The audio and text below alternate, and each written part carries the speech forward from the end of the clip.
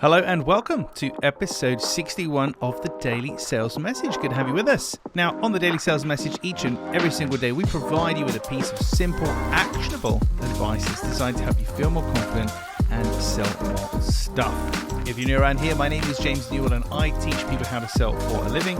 And for me, that comes in two parts. It starts with having a clear sales message so people understand what you're trying to sell to them. And secondly, you need selling confidence, the ability to be relaxed and comfortable and confident in a selling situation. In this episode 61, we're talking about misleading numbers. Misleading numbers.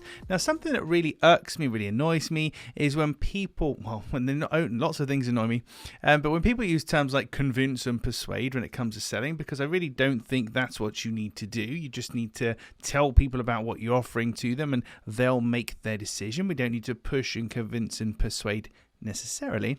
But the other thing that really irks me is when people lie or they mislead in some way. And misleading numbers for me often comes back to percentages.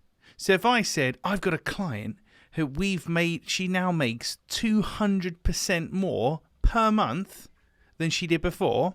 That sounds pretty impressive, doesn't it? 200%. Wow, that's huge. But I'm not telling you what the actual figure is. The actual figure could be she's gone from £1 a month to £2 a month. So still not a lot of money, but in percentage terms, it sounds great. So with misleading numbers, it's all about people just distorting reality and distorting facts and figures to make it sound even more impressive than perhaps it really is.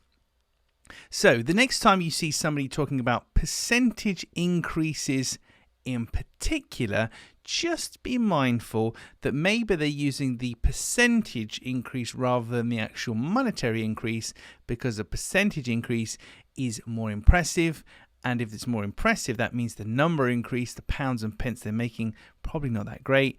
And in that way, they're trying to mislead you with numbers. Naughty, naughty people.